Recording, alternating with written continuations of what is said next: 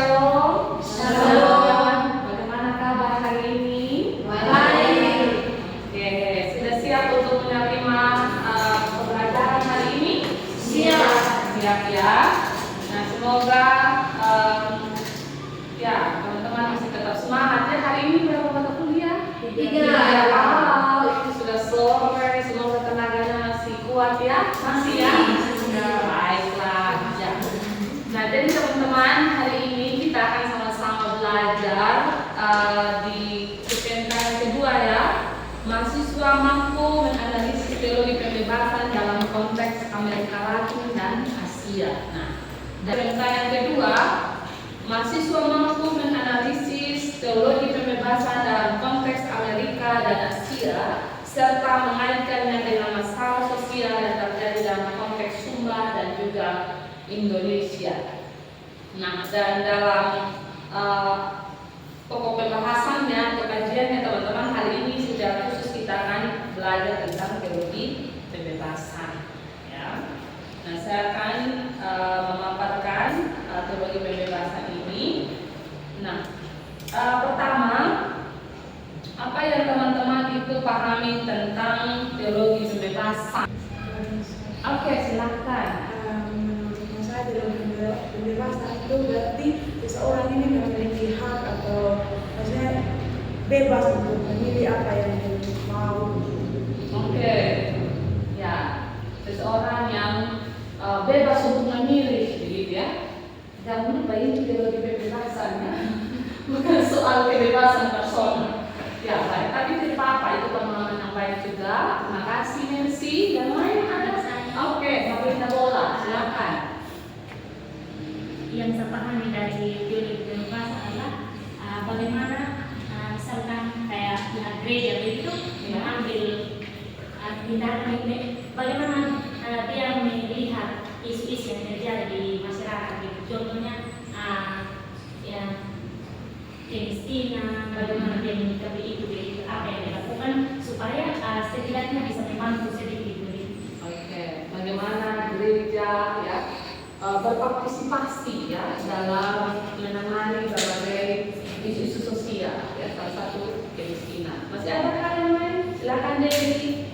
Teologi sosial, teologi pembebasan ini dia gerakan yang dilakukan oleh gereja maupun bagian pemerintah untuk menangani sekelompok masyarakat atau orang yang mengalami ketertindasan, kemiskinan, pokoknya yang ada di bawah tekanan atau diskriminasi, sehingga mereka mendapatkan pembebasan dan mereka mendapatkan keadilan yang setara dengan manusia-manusia lain. Baik, terima kasih. Nah, jadi dari penjelasan teman-teman tadi, saya menilai bahwa teman-teman ini sudah punya pemahaman awal ya tentang teologi pembebasan ini. Bukan sesuatu yang sama sekali baru yang kalian apa sih itu begitu ya. Nah, terima kasih untuk penjelasan-penjelasannya. Nah, dan mari kita memperhatikan di sini ya. Kalau kita lihat ini di pendahuluannya ya, sebenarnya ada pertentangan ya antara dunia barat dan juga dunia timur tentang teologi ya. Nah, kalau dunia barat ya dan timur itu terjadi sebuah pertentangan ya akibat dari pemahaman yang berbeda tentang teologi itu ya. Nah, kalau teologi barat dia lebih menekankan pada pendalaman iman secara kognitif atau secara pengetahuan ya. Nah, jadi ketika menafsirkan Alkitab, dia bukan berangkat dari konteks tapi dari teks. Apa kata teks lalu kemudian dikaitkan dengan konteks yang ada. Nah, dan kita perlu ketahui bersama juga bahwa konteks barat itu dia adalah konteks yang mapan. Konteks yang dia ada barat itu cenderung atau identik dengan kemakmuran ya. Mereka adalah bangsa yang dominan ya, secara pengetahuannya lebih maju ya, lebih sejahtera dan seterusnya. Nah, berbeda dengan teologi di dunia timur yang menekankan tentang teologi yang praksis secara sosial dan juga kontekstual. Ya, dia berangkat dari konteks. Ya, jadi cara berteologinya itu berbeda. Kalau yang barat mulai dari kognitif, dari pengetahuan baru ke konteks. Tetapi kalau yang timur itu dari konteks, dari apa realitas sosial terjadi dan apa kata teks untuk menjawab konteks ini, ya. Nah, dengan kata lain teologi timur menjelaskan bahwa teologi tidak hanya sekedar menjawab dan memenuhi kebutuhan sains atau pengetahuan, tetapi lebih daripada itu, teologi juga harus memperhatikan kehidupan sosial. Karena pada prinsipnya, berteologi selalu berinteraksi antara pengetahuan tentang Allah dan pengalaman manusia. Ya. Nah, jadi itu ya teman-teman, bisa dibedakan antara teologi dalam perspektif Barat dan juga perspektif Timur. Nah, teologi pembebasan hadir sebagai respons atas kegundahan teologi yang kurang berpihak atau memihak kepada kaum-kaum yang tertindas, yang termarginalkan dan juga yang miskin. Ya, jadi sebenarnya dia bagian dari teologi Timur tadi. Ya, jadi dia hadir, ya, teologi pembebasan itu hadir karena teologi yang ada itu tidak berpihak pada orang-orang yang lemah, orang-orang yang termarginal. Ya, dia bukan mau jadi tandingan sebenarnya, bukan bermaksud seperti itu, tetapi memang teologi yang ada saat itu tidak relevan, tidak menjawab apa yang menjadi kebutuhan dari orang-orang kecil. Ya. Nah, lalu kemudian dengan demikian dapat terjawab bahwa munculnya teologi pembebasan kala itu maupun sekarang dilatar belakangi karena adanya praktik kehidupan teologi yang lebih mengutamakan pemahaman teologi secara kognitif, tetapi tidak melihat situasi keadaan di sekitar yang real, yang sedang terjadi. Ya. Nah, itulah yang menyebabkan kenapa kemudian teologi pembebasan ini muncul. Nah, tetapi di tengah penderitaan yang ada, kaum-kaum ini tidak pasif, melainkan yang aktif melakukan pergerakan ya untuk bangkit dari keterpurukan, penindasan dan penderitaan yang terjadi. Ya, kita bisa bayangkan ya, akibat globalisasi ya, di satu sisi ada hal positif, banyak perkembangan yang terjadi, ya, dan teknologi ya, lalu kemudian banyak kemajuan yang terjadi dalam berbagai bidang kehidupan, tetapi di sisi yang lain ternyata ada orang-orang yang juga dikorbankan ya dalam situasi itu. Ya. Siapa yang mengorbankan mereka? Orang-orang pemilik modal, orang-orang yang berkuasa. Ya. Apa teologi pembebasan itu muncul itu memang lahir dari kaum agamawan kan? Pada saat itu yang mana tidak semuanya juga di teologi pembebasan ini juga mengikuti gereja saat itu, karena gereja juga berpihak pada penguasa, kepada para pemimpin yang otoriter itu. Ya, tetapi ada teolog-teolog tertentu yang merasa tidak nyaman ketika melihat realitas itu, melihat bahwa ini sudah tidak sesuai ini seharusnya tidak seperti ini. Mereka gelisah dengan itu. Nah, sehingga dari cara berteologi teologi timur tadi itu juga semakin menginspirasi mereka untuk menghasilkan teologi pembebasan ini. Nah, salah satu tokoh yang berperan untuk menjadi pelopor dari teologi pembebasan adalah Gustavo Guterres. Ya. Nah, mari kita memperhatikan siapa Gustavo Guterres ini. Dia adalah seorang teolog Peru ya, dan imam Dominikan yang menjadi pelopor dari lahirnya teologi pembebasan. Dia lahir di Lima, di Peru, tanggal 8 Juni 1928 sebagai seorang mestizo, yaitu seorang keturunan India Amerika Latin. Nah, dan ketika dia melihat realitas yang terjadi di Peru juga di Lima ya, dan dari hasil refleksinya, pelayanannya, dia juga studi, akhirnya dia juga kemudian berusaha untuk menemukan dan menghasilkan sebuah teologi yang lebih relevan dan sesuai dengan kebutuhan masyarakat di tengah-tengah situasi yang demikian yang ada di dunia. Nah, dalam pelayanannya Guterres menemukan bahwa sikap dan tindakan gereja Katolik menganut pemahaman sebagai gereja yang memiliki kuasa yang sangat besar di banyak negara dan menjadi sebagai pijakan untuk melakukan tindakan tidak netral.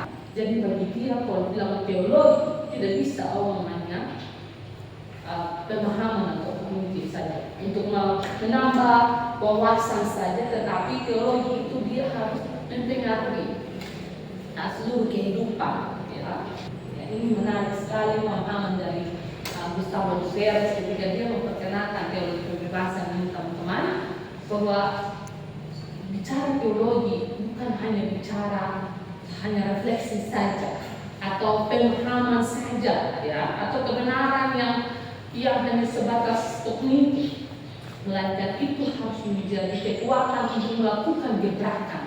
Nah, cara berteologi ini adalah transformatif, bagaimana membawa pembaharuan, perubahan, bertolak dari praksis atau iman yang dialami dalam sejarah tertentu. Ya, bahwa iman itu bukan hanya sekedar keyakinan saja, bukan hanya sekedar kata-kata, tetapi dia harus asli. Dia harus sesuatu yang mengubah, ya, yang akan membangkitkan semangat baru. Ya. Nah, cara demikian berbeda dengan metode berteologi di Barat atau Eropa dan Amerika seperti yang kita sudah bahas di awal tadi. Metode teologi Barat atau teologi tradisional atau teologi dominan itu bertolak dari teori dari iman yang diajarkan dan dipikirkan, bukan iman yang dihidupi dan dilakukan. Ya. Nah, oleh karena itu seringkali kritik atas teologi pembebasan datang dari tradisi teologi Barat. Kenapa? Karena mereka merasa terguncang ataupun kenyamanan mereka digoyang oleh teologi pembebasan ini. Nah, perspektif ini mengacu kepada Yesus yang selalu memberikan perhatian kepada orang miskin dan terpinggirkan.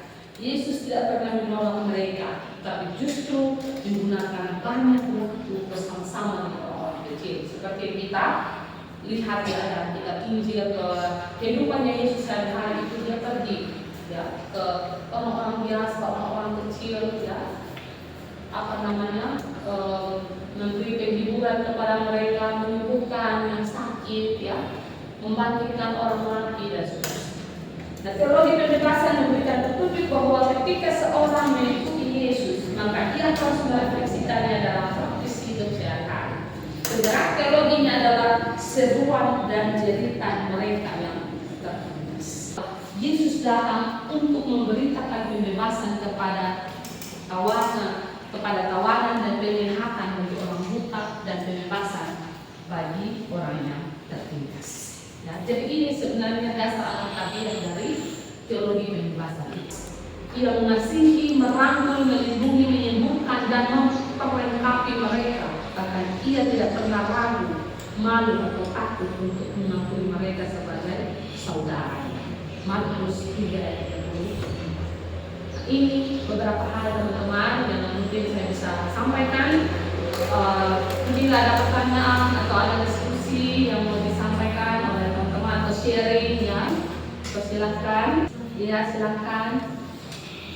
Mari kita belajar tentang teologi pembebasan. Dan maksud pertanyaan saya ini bukan untuk menyelesaikan gereja, tapi kita melihat bahwa di abad ke berapa sekitar yang ada di slide Abad 20. abad 20 di situ kayak ada gerakan gereja untuk ini membebaskan gitu. Tapi kenyataan yang terjadi saat ini sebenarnya banyak sekali ketidakadilan yang terjadi di negara ini. Tapi seolah-olah gereja menutup mata, kayak merasa oh itu bukan ranahnya kita, itu tugasnya pemerintah. Padahal sebenarnya kalau ini masyarakat kecil mengadu ini kalau langsung di pemerintah kan kayak tidak mungkin. Jadi kayak organisasi yang terdekat itu lembaga, itu gereja gitu. Tapi kadang gereja juga kayak mau cuci tangan begitu dengan isu-isu yang seperti itu.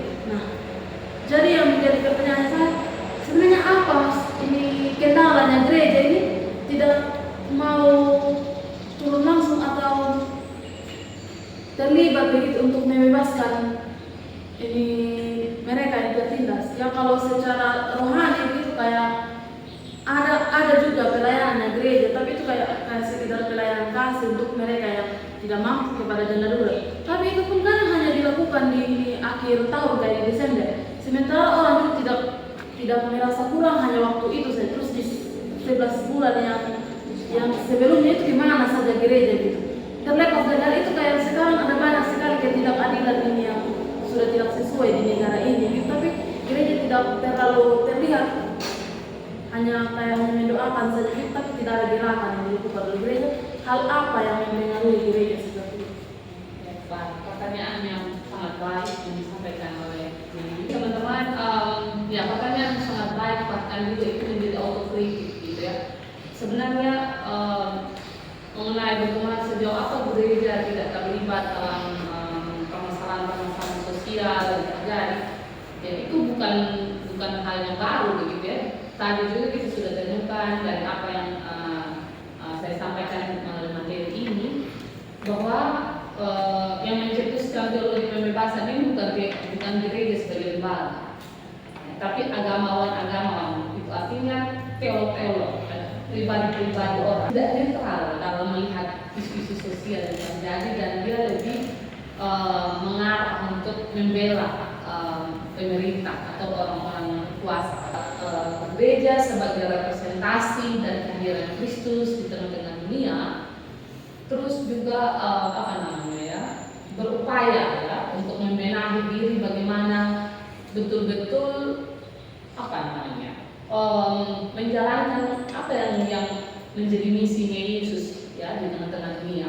Contoh saja salah satu isu misalnya kekerasan seksual misalnya. Ya. Ketika kita melakukan advokasi ya, ketika kita juga melakukan pendampingan atau di gereja juga melakukan sosialisasi ya, bagaimana untuk mencegah ya, kan lebih baik mencegah daripada mengobatinya. Nah itu sebenarnya gereja juga sudah sedang terlibat untuk bagaimana mewujudkan keadilan ya, terutama bagi anak-anak yang tidak ada orang tua lagi di rumah ya, orang tua pergi kerja dan seterusnya, kan ini masalah kita kompleks ini. Nah begitu juga soal ketidakadilan, misalnya itu soal pembagian bantuan dan seterusnya. Nah gereja juga bisa bersuara ketika tahu itu, kan dia bisa bersuara melalui musrembang ya. Itu sebenarnya adalah ruang-ruang yang bisa untuk kita pakai. Mereka berlaku adil, mereka bisa menjalankan tugas dengan benar, dengan baik ya. Sehingga pada akhirnya jabatan yang mereka miliki bukan untuk menjadi kesempatan untuk mereka hanya memperkaya diri dan seterusnya, tetapi itu menjadi alat untuk mereka menyatakan kasih Tuhan kepada orang-orang lain, terutama bagi yang membutuhkan ya. Nah mungkin hal-hal sederhana itu yang perlu untuk kita ingatkan begitu, sehingga gereja yang merasa ya. Mungkin demikian ya teman-teman ya. Terima kasih Dewi, bagaimana bisa diterima ya. Oke. Nah jadi teman-teman ya, dan nanti hari ini ya kita bisa belajar ya bahwa realitas ketidakadilan dan penindasan, kekerasan sampai hari ini masih menjadi PR bersama. Nah, teologi pembebasan, hal yang kita pelajari hari ini memberi kita inspirasi bagaimana seharusnya kita hidup sebagai orang-orang percaya. Kita bercermin atau kita belajar dari Yesus yang mau berpihak kepada orang-orang kecil, yang mau hadir untuk orang-orang yang lemah, ya, yang memberikan pertolongan bagi orang-orang yang tertindas. Nah, mari kita juga melakukan hal-hal kecil, langkah-langkah kecil untuk kita melanjutkan teologi pembebasan ini. Terima kasih teman-teman sudah mengikuti perkuliahan hari ini dengan baik. Nah, kiranya apa yang kita pelajari ini dapat kita pahami, dan sebentar saya akan memberikan tugas ya untuk teman-teman membuat resume apa yang kalian pahami dengan bahasa kalian sendiri dari materi hari ini. Terima kasih untuk kita semua, selamat sore dan shalom.